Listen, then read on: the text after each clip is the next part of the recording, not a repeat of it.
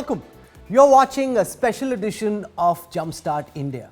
My guests today are the poster boys of New India, the best known faces in the Indian startup ecosystem, India's youngest self-made billionaires. They run the number 1, 2 and 3 most valuable startups in our country. Their achievements invoke admiration, awe and envy in varying measure, and they are coming together for the first time ever. Please join me in welcoming to this Jumpstart conversation BYJU Sharma, Founder and Chief Executive Officer, PayTM; Ritesh Agarwal, Founder and CEO of Oyo Hotels and Homes; and BYJU Ravindran, Founder of the EdTech firm BYJU's. Welcome. It's nice to do a Jab We Met of a completely different kind. How have you been, Vijay? Well, I can't complain much. We all are alive and kicking. I think that is the blessing. This is the time where being alive and kicking and every near and dear being safe is to be celebrated. Ritesh, alive and kicking or alive and being kicked? Yes. As good as you can be in these times. So alive and kicking, but definitely trying to avoid being kicked. You know, the one guy who is kicking is BYJU, because this has turned out to be a bit of a demo moment for him. BYJU, do you feel Diwali's come early this year? Happy to be of positive relevance during this period. Yeah, but that has reduced all our sleep times. So. Okay, so what I want to do in this conversation in the beginning is to focus on how you're dealing with the challenges of the lockdown. Then we'll come to what can be done to convert the crisis into an opportunity. So let's start with Ritesh Agarwal, because Oyo is the one company and hospitality is the one sector that's attracted maximum attention, and it's literally dukaan band at this moment for the entire hospitality sector and not just Oyo. So that really puts a lot of pressure on you. You had serious headwinds going into this lockdown, and now you're really having to deal with a very, very tough situation. Ritesh, give us a sense of how bad it's been and what you're doing about it. Sure. Look, I think I always say that the travel and the hospitality industry is one of the most affected here. I'd probably imagine that within travel, the only other industry that is most impacted is probably aviation, because nobody's going to be excited to hop onto a plane as much, very similar to people not being excited about getting on a holiday now. So clearly, we are one of the most impacted sectors during these times of COVID. I do believe that it was the right decision to make the lockdown sooner rather than later, because that has ensured that the cases really did get flattish, until a few days back. Initially, in March, second week or so, we saw that the impact was roughly 10 to 15% on our global revenues. But I think over time, the impact has expanded to over 50 to 60%. And we believe may get worse. And India specifically, like you said, is dukaan band. We are of course seeing some green shoots in China, Northern Europe, and so on. But that said, India is our home market, and at this point of time, there is a very limited business here. The second thing is, as we saw the size of revenue drop, our immediate response was to try and cut all the controllable costs like marketing, capital expenditures, and so on. And at the end, when we realized that that was not enough, I think we made the view that we would keep away from any kind of layoffs. But unfortunately, we had to announce some furloughs a couple of weeks back. I think as a follow-up to it, the second thing that was critical for us was to do right by our customers and our communities. So globally, we have opened free room nights for health workers, ensuring that we work with state and national and global, across countries. Vice President Pence talked about how Oyo has enabled free nights for all the American health workers, and similar in so many other parts of the world.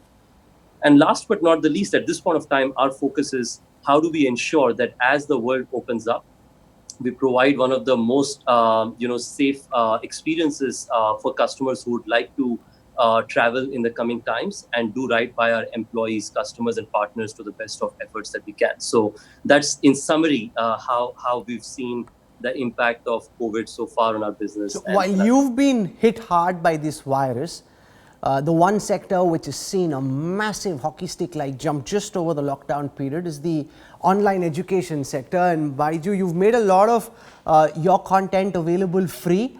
How's that been? We're dealing with furloughs, and we're dealing with layoffs, and we're dealing with growth strategies being curtailed at OYOs? Is it completely the opposite for you at BYJU's?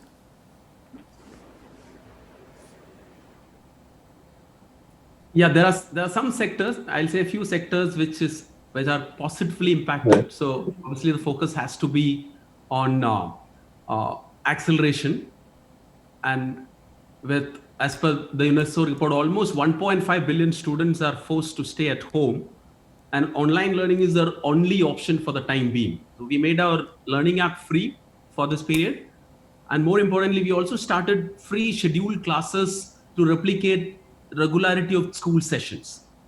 What we saw is an immediate 3x increase in the number of users, which continue to grow over the last few days, few weeks.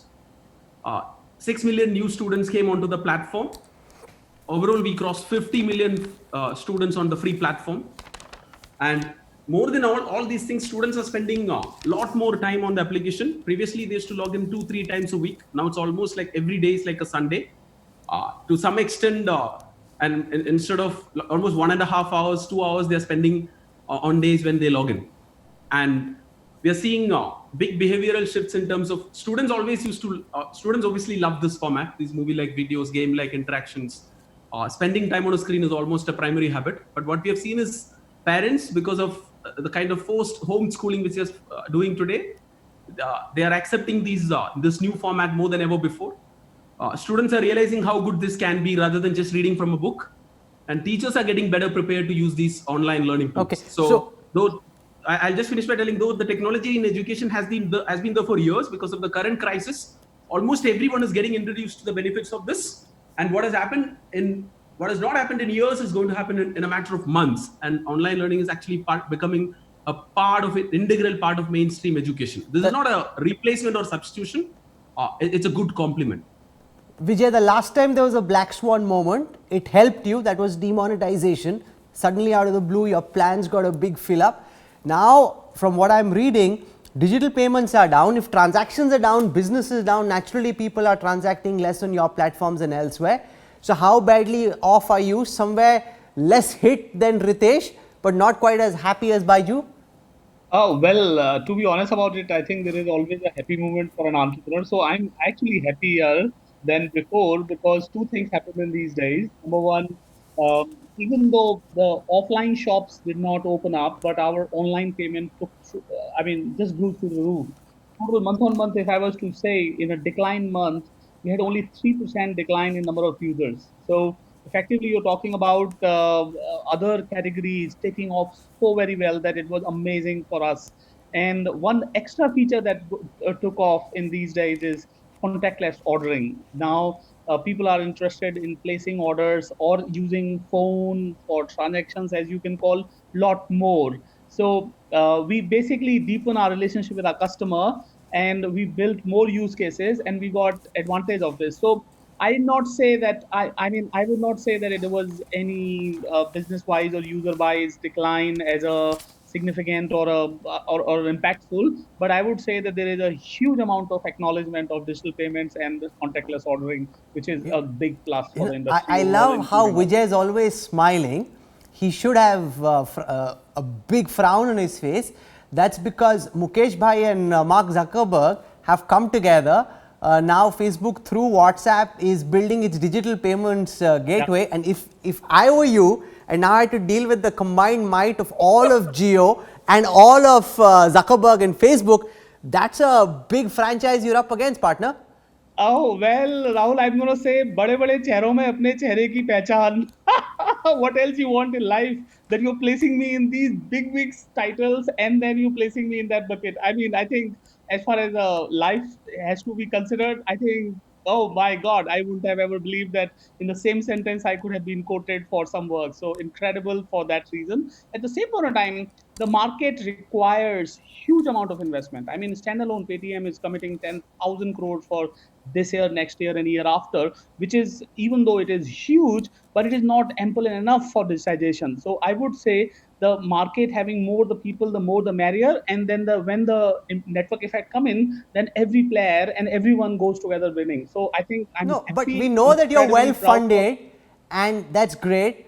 But these people have relatively speaking, unlimited treasure chests to hit you with. You already were dealing with Google Pay. Now you've got, and WhatsApp has immense penetration. You know, Yeah, that bade chair is good, but they could just like, you could be the ant that they could toss aside. And is that something that worries you? So one of the funny thing that happens in this ecosystem is that first of all, it is not a zero sum game. It's like saying when Facebook took off in the world, Google did not lose its revenue or profit or network effect. People became more and more online. In other words, you can always say this, that when more players come and the more use cases come, the customers become more savvy with the platform. There is no winner take all going to be possible in this country. So I'm very happy. We anyways have always said that we have ambition of 500 million Indians. So if somebody has 600 million ambition, that person is inevitably going to be bigger than us. At the same point of time, we are very clear for the customers, the 500 million Indian, we will be the platform of preference and platform of choice, and that is what our business is. And now, as you can understand, that we have moved ahead of the business quadrant from being a payment player to a financial services player. Our bank, lending, and insurance and wealth, these solutions have started taking money. So, second thing I wanted to tell you in these days is that we got a lucky, I would say, situation where our losses, which were very high 2 years back and high last year, right now are nearly minimum. I mean, we are very happy with the net losses every month that we are making. We will be, if we are continuing at this scale, we'll be very happy because we could announce our break even much before than we had thought earlier. So, in other words, when the market goes like this, there is always a blessing out there. Do you have a fixed month when you think that operationally you could be break even? Vijay? You know, speaking of losses, Ritesh, your firm registered losses of 335 billion in the last year. You were hoping to grow so fast that you'd become the #1 hospitality company in the world ahead of the Marriott Group. And now you've got the virus that's infected the world. Has this led to a significant scaling down of ambition, or are you still following that Vijay credo of play big or go home? Sure. Look, I think first off, you're right. Last financial year, we announced losses of around 335 crores.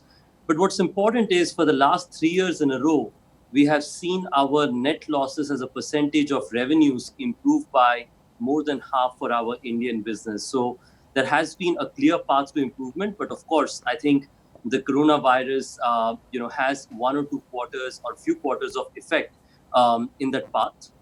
We are cognizant of it. But that said, the whole reason why we've been able to grow so quickly is not just because of our aspiration. Our aspirations have been primarily because of the great response we received from our customers across the world.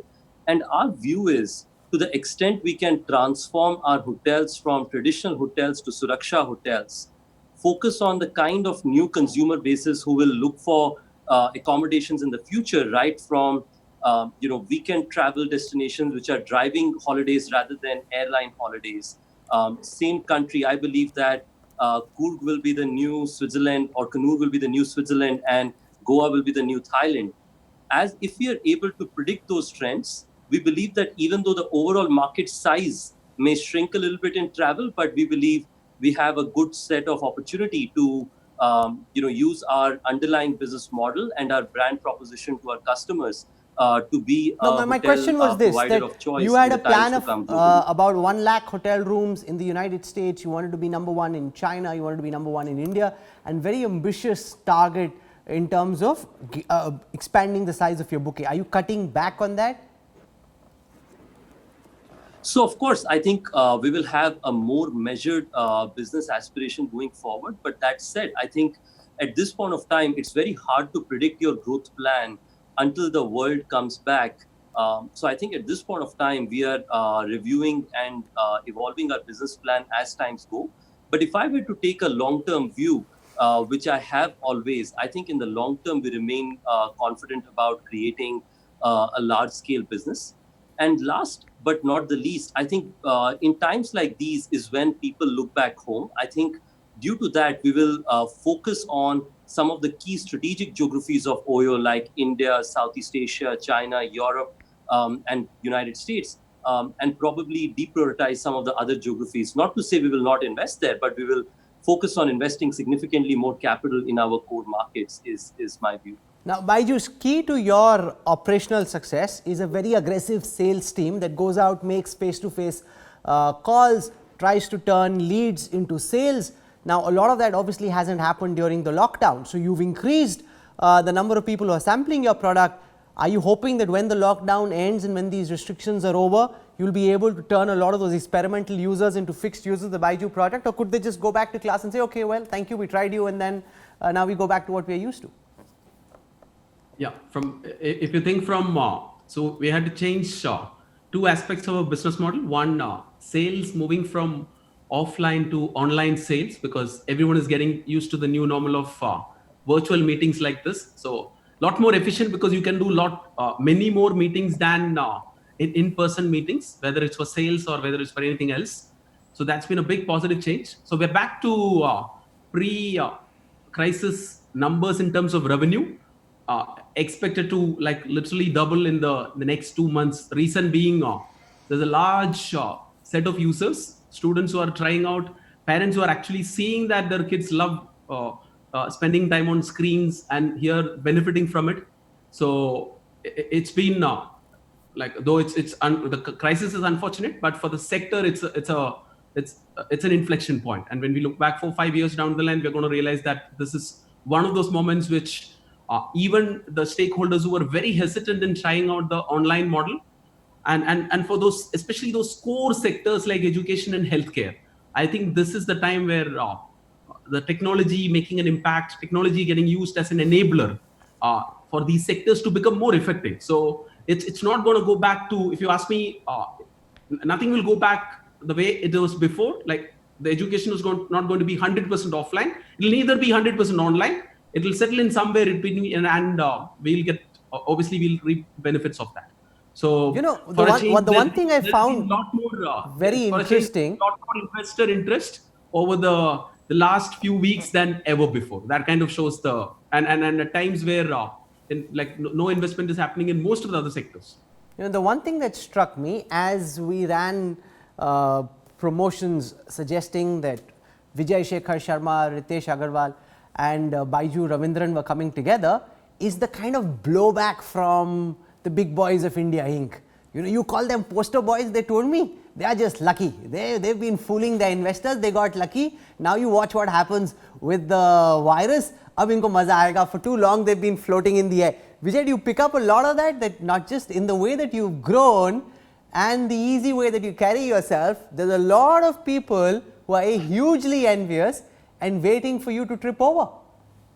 I think I don't think I have any comment to make on other people trying to think that there is a imminent death or you're going to die immediately in few seconds or so on. So I live in a world where I'm happy to be here, and I believe that there is a responsibility, and I'm very, very sure, I'm 100% sure that we will do much better than what is expected out of us from shareholders, from stakeholders like customers. And I think that's what matters. If our success or our benchmark of what we should do was defined by somebody who was not happy with us, I don't think that I was ever in that battle or war ever. So I'm happy with what people say or not say. But will this Better that lead they to don't a say real much. change in the way that you've been able to run your business so far? In any case, because of what happened with WeWork, Masayoshi Son and the others at SoftBank were getting far more careful, and we got two of Masa's boys with us, generating a lot of envy. But people say, that he was way too lenient,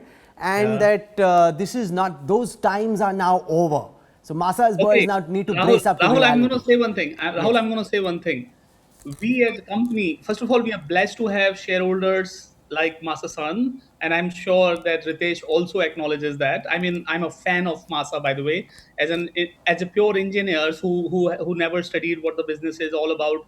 There is a respect of curiosity and incredible amount of innovation that Masa drives around himself. So first of all, that is for Masa. And as far as the company is concerned, we've raised money from incredible financial investors in the world, based on what we've achieved, done, and what opportunity lies in front of us. So I think till the time period, the supporters who are going to give the money for the business are understanding the business model, and we are delivering on what is expected. We are fine. We're fine. You know, the WeWork example, Ritesh, is that an albatross you carry around your neck? Because ever since WeWork went under, globally, and given the high profile splash you made in the United States and elsewhere, you're under the scanner, and there's so many obituaries have already been written that Ritesh and Oyo is going to be the next WeWork. Does that irritate you? Does that make you want to fight back harder? Look, I think there is one thing. If you go back to the discussion we had at Jab We Met, or even behind, the one thing I've always taken a lot of conviction towards is saying that perseverance is one of those things that defines our company more than anything else. Some of you, Vijay has known, of course, me for a long while now. This is probably the fourth time where people are trying to write an obituary. So I feel that, like Vijay said, I think my responsibility is primarily towards my customers, my partners, and our broader stakeholders around us. To the extent we can keep executing in that direction, I think we are in a good place. But I just want to tell our viewers, I'm sure a lot of people know, but I don't know if everyone does, so I'll just repeat it. What Ritesh Agarwal did when the last round of funds were raised is that he borrowed to invest his own money into Oyo to raise his stake from 10% to 30%. He now has $450 million of debt which he needs to return, which basically means, I mean, who does that? Who borrows money to increase his own stake? Usually the way you play it is, you grow big, you make a killing, then you buy a fancy pad, and then you kind of, you figure out what to do. You don't borrow money. BYJU did that very early on in his company, but you've done it when the stakes were much higher, to borrow money, and now that's an extra debt burden you carry on your shoulders. Sure. Look, I think like you were saying earlier, we are believers in our business in the long term. I don't know if it is the smartest financial decision I have made, but I do believe that it is one of the best decisions I feel good about as an entrepreneur and an operator, because I'm backing my company and the team members I work with for the long-term success. So I'm confident that it's the right thing to do. But that said, only time will say how financially correct that was. At this point of time, I believe that we have a fantastic opportunity coming forward. There are real headwinds that exist. But to the extent we are careful and we are driving in a direction where we focus on delivering our customers the right kind of experiences, I believe that this would be the right decision I made in retrospect. Vijay, do you advise Ritesh? I know your credo is go big or go home. You could say, "Itni bhi kya jaldi hai ghar jaane ki bhai, let's try and go big, but do it nicely." No, I think one of the things that I talk about Ritesh, and I also include BYJU in that here, that the age is on their side. I mean, this is like a tennis playership, and I think then we become fine golf player over the age. So right now there is a huge amount of opportunity for Ritesh. So whatever he does till the time period, there is. I mean, while he's taking the debt, but he's taking the debt with the partners and shareholders together, everyone. So it was risky shot, but I'm on Ritesh's side. I mean, he should have. He's saying Speaking what of he tennis, believes in. BYJU's actually plays tennis. And how's BYJU, your tennis coming along? BYJU is, by the way, a fantastic athlete. Okay, so he plays table tennis. He's like really big time into all kinds of sports. BYJU, how's your tennis coming along? Like I always figure out time to someone figure out time to spend outdoors, whether it's playing games or doing some activities. So that's more of a routine, and fortunately I've been able to do that because. Okay, so what I want to do is I just want to get both of you. If you were strategic advisors to Ritesh right now, and he's now dealing with the kind of headwinds that he is, what advice would you be giving him? Who do I start with? Okay, Vijay knows him more closely and has known him for longer, so I'll start with Vijay. How would you be suggesting to Ritesh for him to maneuver his way through these troubled times? The cash is the king. The money in the bank is the best asset that you can carry. Just don't let it spend. Stop at any possible place you can stop spending it. But that's completely contrary to everything Ritesh does. He likes to spend big. Now, this is not the time to spend big. This is the time to preserve big. That's the statement. And look at who's speaking. Somebody who likes to have front page ads across newspapers saying spend less. BYJU, what advice would you be giving Ritesh? Yeah, for me, it's just that it was a sunny day like till a few months back. Suddenly, the conditions are overcast. So just keep your wickets and then wait for the easy overs to come. Do you like any of this advice, or you're saying, don't give me gyan, let me do my own thing, Ritesh?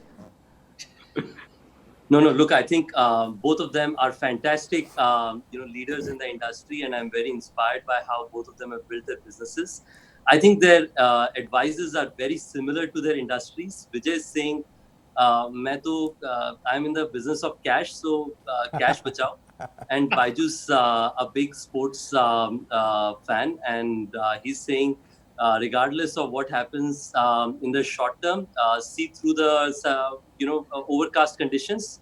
When it's Rahul, sunny, you can play the big shots again. So I love both the advice, and I'm genuinely thankful to be a part of an ecosystem where through the good and the tough times, I think people have genuinely been supporters in the long terms of our success. Which is of course sent me WhatsApp messages all through to keep this going. So I'm very thankful for Vijay, Baiju, and the broader community who's been with us all through these times. Vijay, you have a cricketing analogy to add? Yeah, go on. I want to tell you one thing.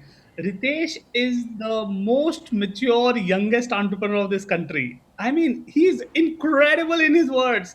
I have never seen I'd say any age entrepreneur, younger or older, to be sounding this mature. He's so incredible. I'm a big fan of these statements. You could see how he well described this advice itself. You know, he So has all his points. He's now been working with American communications as well. So he's come all prepared. Tuck, tuck, tuck. This is what I want to say.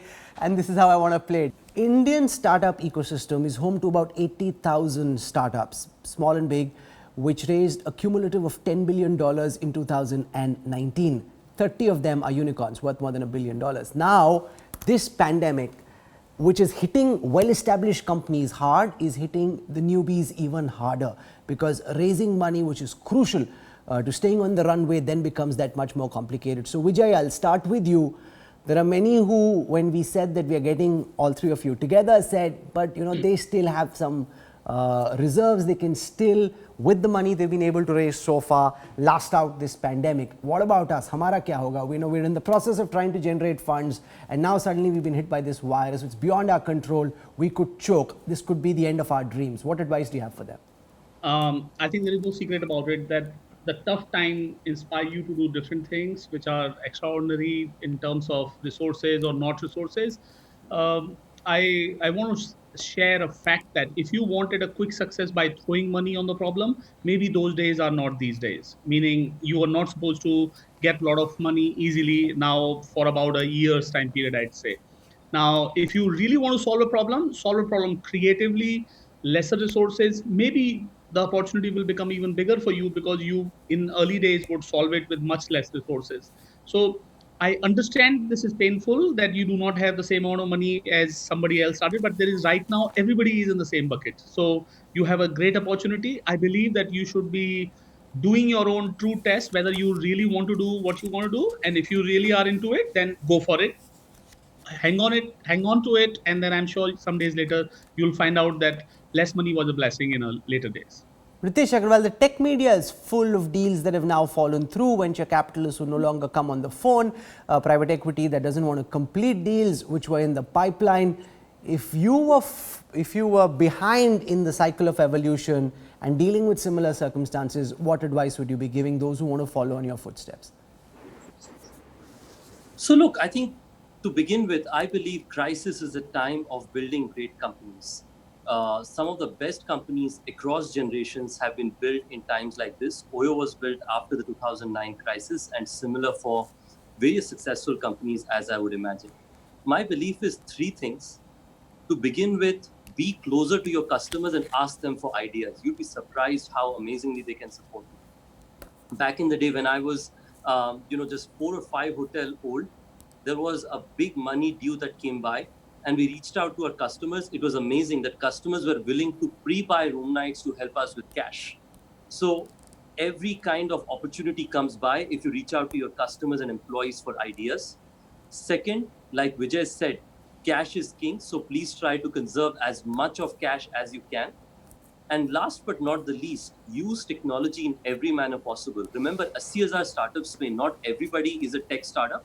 But so people who are not using technology, use technology to make sure that you can continue serving your customers and deliver your products to them without having to require physical manners of reaching to them. So these are some very high level summary suggestions that I can provide. But like some of your peers from the Indian Inc. said, we have a lot of proving to do. So I will know more as we see through this crisis myself. High level summary suggestions. Vijay, you were spot on. He sounds like you're in a class at the Harvard Business School and there's some case study being taught by a professor. एकदम वैसे ही बोलता है नहीं है? You were in Harvard some days back. I'm telling you, he's sounding like one of our professors. I was not in Harvard ever, Rahul और but मेरी मुलाकात भी. He's sounding like a professor. Rahul, because he knows exactly what's going on at Harvard. So okay, so now I heard you were there. you can't drag me. Okay, this is my opportunity, my platform to take a day. You don't come back at me. नहीं मैं तो आपको कह रहा हूँ कि मैं तो आपसे सीख रहा हूँ Rahul. Okay, BYJU, your suggestion to these young startups desperately seeking to raise money at a very vulnerable stage in their evolution, what would you be telling them?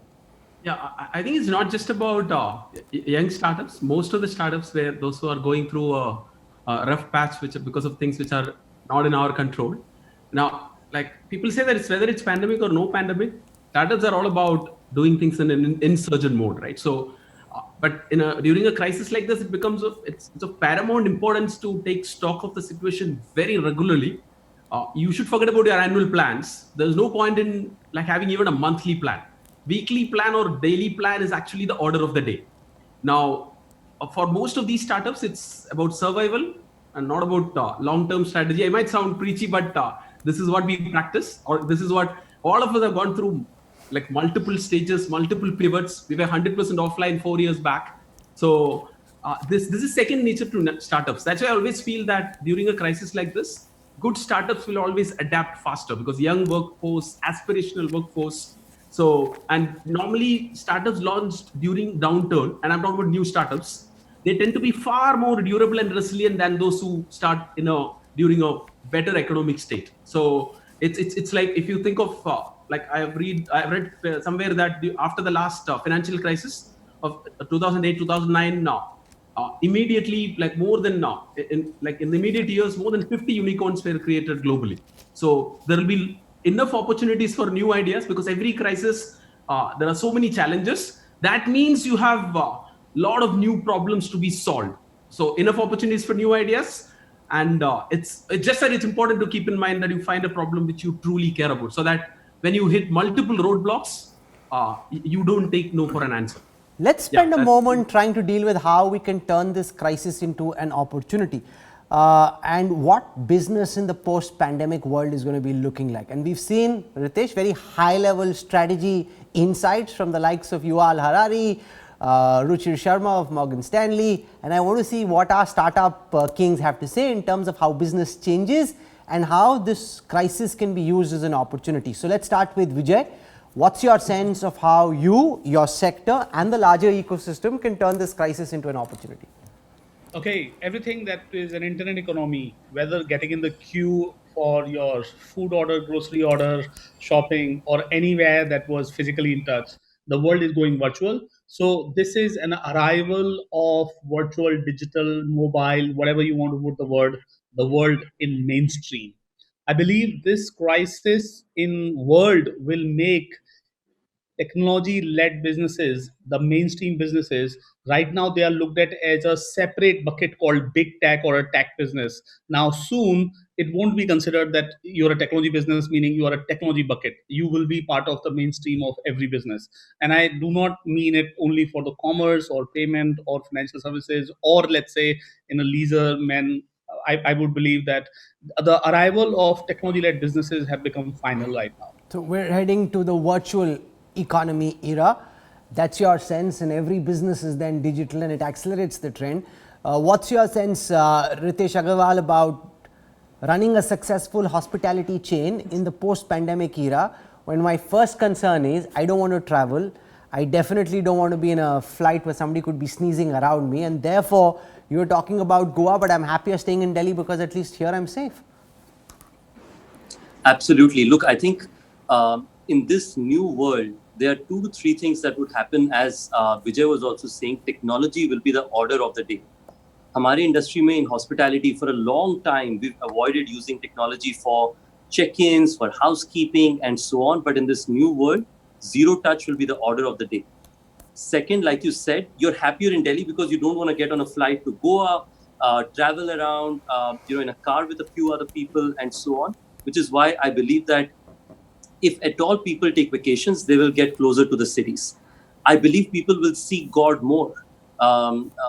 Pilgrimages will actually increase, and hence it will be critical that when any of those things do happen, making sure that technology ensures higher amount of social distancing, making sure that in this period of time, people are focused on high quality of hygiene and sanitization. Some of our peers like Hilton just came out with a Lysol partnership for saying that how they're trying to make sure that they evolve into being a high quality, safe experience. We believe that's going to be the order of the day beyond technology being the anchor of most things. The third is I believe there are specific examples of how technology will play a role beyond, just ease of social distancing. Even information asymmetry will reduce.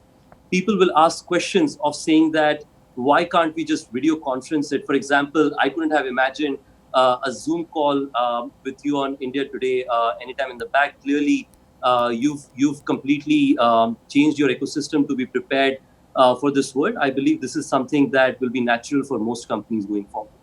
BYJU's, now we know how your business in online learning per se is growing, but there are people who saw you the last time you came on India Today for a conversation on the future of education who said, but what about social learning, being in a class? BYJU's doesn't teach me that. I want to have my child with a bunch of peers. They learn so much just by interacting with each other, and we don't want them spending so much time on the screen. They could turn out to be tech zombies. Yeah, so as I was mentioning that because of this crisis, on the other side of the crisis, I don't expect it to completely go back offline, neither to completely stay online, right? So as we have discussed last time, it's going to be some format of blended learning, which combines the best of both online and offline, and that will be the new normal. Now, there are a few things which I've read, like the feedback which we got for the screen-based learning, right? And things which normally people don't notice. When you learn from a personal screen like this, now if you see the screen, all four of us are on the same screen. Now, for students, it's for every student, it's almost like they have a front row seat. And if you get the format right, which can hold on to their attention, and if you engage them, it's very easy to make it effective because you can have the best of the teachers delivering lessons, supported by mentors who can actually give in-person feedback. Now, in-person doesn't mean that they need to be in the same room, right? But you can always give personalized feedback, and that's where I expect the future of learning, future of education to go. Like some master trainers, where you have an option of learning from the best of the trainers, and a long tail of tutors, those who can help with personal feedback. But as you mentioned, while these online programs excel at teaching hard skills like math and science, which the soft skills, especially, like if you ask me, the one skill which I want all of us to have is empathy. You can't learn that through screen. So technology can help, but having people on your side will always be an advantage. So that's why I was talking about hopefully an innovative blended format combining the best of both offline and online will evolve, which will be far more efficient and impactful. Okay, now I'd ask people to send us questions, so I'll take some of the questions that came in to us. Prem Makhija asks, and I'll take his question, and this is for Vijay. What's PayTM's strategy to deal with Jio, Facebook, Google Pay, Phone Pay? You said it's good to be in the same league as the big boys, but he seems concerned about whether PayTM will, on a serious note, be able to deal with the combined might of Mukesh Ambani and Mark Zuckerberg. Well, I don't think that I need to say that I will be able to fight better or less. I would say that more the merrier. When the ecosystem becomes bigger, it is not a zero sum. I mean, it just continues to. You are underestimating the size of digital payment financial services business in this country. Anyways, the PayTM has expanded itself from payments to a financial services company, and I'm very happy being called a financial services company led by payments. So we don't have to we don't have to dominate and win the payment war to become a large financial services company in this country. So first of all, that is not the battle that we are fighting, number one. Number two, at the same point of time, these all companies came, and So I you're mean, saying I've been beating playing Mukesh this. Ambani is not your dream. You don't want to be number one and Ambani and Zuckerberg together number two. That's not you. You're giving up already. I don't think that I need to fight that war, because I think we are here to build financial inclusion as an ambition, and that I think is a ambition that is play along with everyone. So it is not even an obligation to say there is an obligation of beating someone. So I think my war is sorted. Smart, very smart. That's a smart way of looking at it. Sarthak Sahani asks, and this is a very important question. I'll put it to BYJU's because there's a growing distrust towards China. The government is making move to keep Chinese investments out. A lot of the funding that came in over the last couple of years came in from Chinese venture capital, Chinese private equity. How do you see that being impacted? Because if we are building walls, then that naturally makes it tougher for China to want to come in. I don't even know whether they'll want to come in as much, or even if they want to come in, for us to be able to raise funding from them. BYJU's?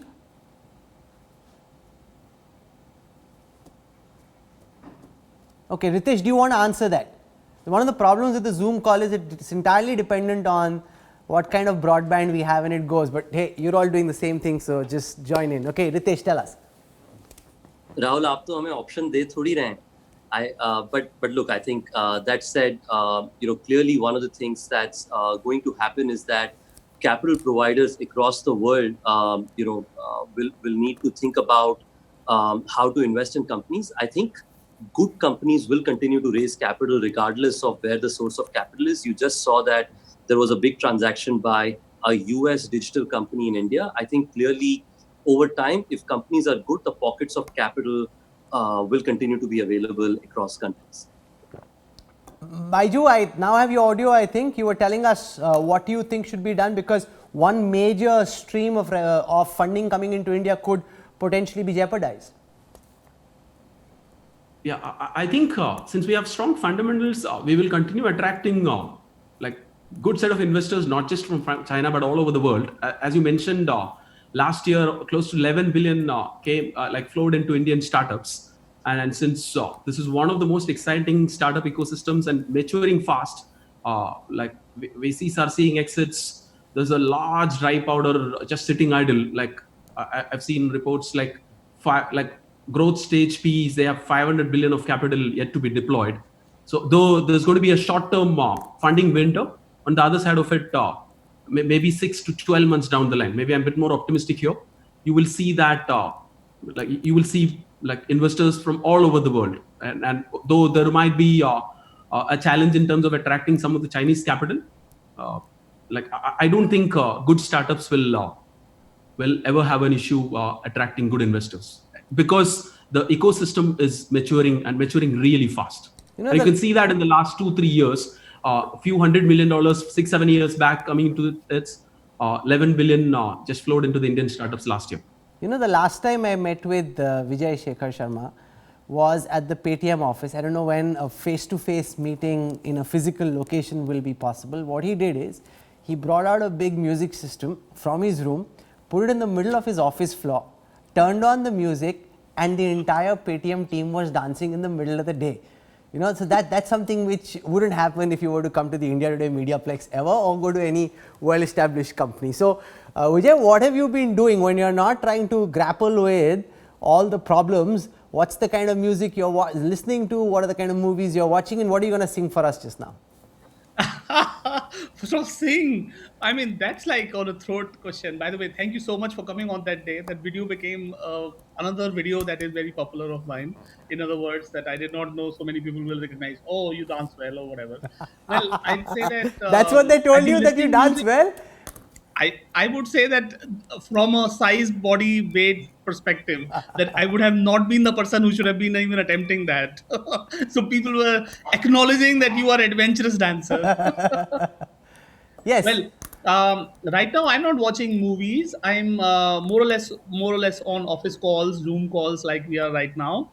And I'm listening a lot of music behind the scenes. So I've been discovering music, I'd say. So what music are you discovering? Tell us more about it. So I think Head Full of Dream by Coldplay is something that I simply love, the preamble and the way it plays out. And I think that is something which is my even deeper favorite than earlier it was. Okay, whether it's Coldplay or something else, would you like to hum a few lines for us? Well, I can play a background of it and then I can play if you don't mind hearing. Okay.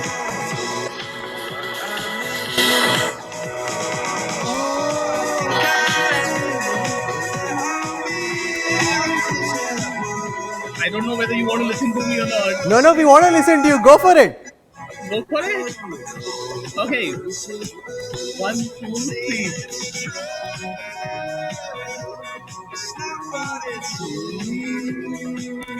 I've been singing along with Chris Martin. Arey, Gao na, you said you are adventurous. Now you are losing your streak of adventure. Go for it. I can't sing. I'm not going to sing because it is not even making sense. Just looking at your face and playing the music at the back, you're more like humming, and you guys must be laughing right now. I can't even see your faces. So No, we're not laughing. One second. Ritesh, are you um, laughing? You're not laughing. We're taking this very seriously. And whether it's in Hindi or in English, we want to hear Vijay. Are you laughing, Ritesh? बिल्कुल नहीं बिल्कुल नहीं I'm बोल रहा है. laughing at me by seeing my face on this Zoom call. And as for the viewers of India Today, I can tell you guys, there is a screen back on me. This is like a mirror I'm talking to. I don't see everyone, all of us together on a mosaic right now. So I don't even know what reactions everybody else is giving. So believe me, it is a nightmare. I don't know whether it is a film actor or people like you, Rahul, who would do this ever, that you have a mirror in front of you and speaking to that. This is the feeling like that. Okay, you know what BYJU does really well is that he raps. And some of those raps, I don't have you heard, Vijay, BYJU's formula raps? That is something amazing because I think I'm a student. I was a class 12 student, which was topper in my school. So I would love that. I think BYJU's rap is something which is original. And I love to So listen you to were that. a topper. BYJU scored 100% in his common entrance test. How much did you get, Ritesh? I barely passed. 100%. But you're doing fine. Don't worry. It's no stress. Yes. No, I never went to university. So for me, I was always reasonably clear that I would never be as good a student as Baiju or Vijay. Okay, let's before we come to Ritesh, let's build it up. Just kidding. Let's listen to BYJU's rap. BYJU, go for it. Yeah, it's like when you talk about rap, I was kind of innovating. How do I hold on to the attention of because if you mention algebra, the first thing which will come to most of the students' mind is boring. So that kind of forced to innovate. Again, in the offline world, when I used to take sessions in large auditoriums and then later stadiums, the only way I could have hold on to the attention of a 13-year-old, 14-year-old was by innovating on content and just to get their attention. And this is not how I used to teach. I kind of used to convert every chapter into a 2-minute rap song. I'll just give you or let's say 10th standard algebra, and I'll just do it for 15 seconds so that the viewers are not getting bored, because at the end of the day, it's still math. Arithmetic progression, which is one of the initial chapters, will sound like this: a plus d a plus n minus 1, which is in terms of n by 2 to first term slash m by 3 constant a plus d a minus d a plus d 4 a minus d a minus d a plus d a plus d. If you add all the d's, will get you can find out n find out d. Geometry progression, which is the second subtopic, will sound like this: a r square a r should be in term sum to n into r ratio n minus r minus a into 1 minus r ratio 1 minus based on r is nothing but 1 3 constant g plus a by r a r 4 equals a by r cube a by r a r f multiply r will get cancelled, can find out n find out r. I can keep on going, but that's just to give you an idea. So I kind of suddenly we used to create a festive atmosphere, because when students expect a class, when they walk in, they'll see like 25,000 students. And this is how I used to kind of open. And slowly but surely, I used to kind of get them through the rigor of math by kind of, people say that chocolate covered broccoli. So that this is more like just to get their attention going. And so they know that, okay, this is not a normal teacher, and more of the attention, just to gain their attention. So the students will sit down and then. Vijay, did you have a teacher who served you chocolate covered broccoli or rapped to you like this? No, not at all. I mean, this is totally not the case. But I can remember one thing. I remember my mom taught me in this BYJU style that I can remember when I was remember. I mean, this is class one when I would be trying to memorize spellings of month. So my mom taught me spelling of September, like saying KCPT, SEPT, EMBER. So that is why rap or the memory of getting educated with a fun way. But this is the age of Baijus. You can very well see, Rahul. Interesting. Now Ritesh सोच रहा है अब मैं क्या करूँगा, मैं भी फंसने वाला हूँ. Now what's my way out? Or how can I make this fun? Go for it, Ritesh. We know you play good basketball. Let's see whether you can rap or sing. नहीं राहुल, मुझे लगा कि आप मुझे सही में you were gonna let me off because I was the relatively younger one. But Come you on, know, you have more first talent. off, I think Ritesh, तेरे पास talent की कमी नहीं है दोस्त. तू अगर स्पीच देगा तो वो स्पीच भी one of the best of the countries में चली जाएगी. तू स्पीच दे दे. लेकिन this is not the time for speech, so some fun activity. देखिए, Baiju entertained us, and you know, I think I really wish I was able to remember arithmetic progression this way. But like Vijay said, this is the age of Baijus. But I will share something that is probably more apt for these times. I have seen that you know, in the last few weeks or months, one of the things that I have seen is that we are, as team members, getting closer, as hotel industry getting closer, as startups, we are talking a lot more to each other. तो मुझे लगता है कि in the last couple of weeks, I believe one of the best crisis leaders our country had was स्वर्गीय अटल बिहारी वाजपेयी जी. तो उनका एक कविता I had written in one of my notepads. I'm trying to pull that out if I can read for you. Is that okay, Rahul? Yeah, go for it, absolutely. ठीक है. So it goes as under. बाधाएं आती हैं आए. In fact, that reminds me, that is something that I can do because I love Hindi poems. और मैं एक सुनाऊंगा थोड़ी देर बाद. अच्छा चलो ठीक है. First Ritesh, go for it. Perfect. So बाधाएं आती हैं आए, घिरे प्रलय की घोर घटाएं, पैरों के नीचे अंगारे, सिर पे बरसाएं यदि ज्वालाएं, निज हाथों में हंसते हंसते आग लगाकर जलना होगा, कदम मिलाकर चलना होगा, कदम मिलाकर चलना होगा. Very nice. आग लगाकर जगना होगा. Very nice. That's nice. विजय, आप इरशाद कीजिए. Go for it. ओके, सो ये जयशंकर प्रसाद की पोइम है जो मेरे स्कूल में लिखी हुई थी. और as I grew up I understood the meaning of it and I started to admire even more. जब मैंने फंडिंग मिली थी मेरे को, तो मैंने ये पोइम अपने सोशल नेटवर्क पे भी पोस्ट करी थी. तो मेरी one of the most favourite poem है और वो है, परिश्रम करता हूँ अविराम, बनाता क्यारी और कुंज, सींचता द्रग जल से सा आनंद, खिलेगा कभी मल्लिका पुंज, ना कांटों की है कुछ परवाह, सजा रखता हूँ इन्हें सयत्न, कभी तो होगा इनमें फूल, सफल होगा कभी ये प्रयत्न, कभी मधुराका देख इसे करेगी इठलाता मधुहास, अचानक फूल खिल उठेंगे कुंज होगा मलयज आवास. This is basically an acknowledgement of the weight that we who create go through, that someday my hard work will be rewarded, someday I will be able to acknowledge, I mean, the world will be able to acknowledge the hard work that I did. So that kind of point. You couldn't have found a more powerful way of ending this conversation, that let there be a day when the effort that you are making be acknowledged by the world at large. Vijay Shekhar Sharma, Ritesh Agarwal and Baiju Ravindran, you've been absolutely fantastic. There are so many people who have their swords out for you. I say more power to your spirit of adventure, to your spirit of daring, to literally take on the big boys of the world and, God willing, come out on top at the end of this pandemic. For joining us on this broadcast and lighting up this edition of Jumpstart with your insights, your humor and your spirit of adventure. Thank you so much. Really appreciate your time. Thank you.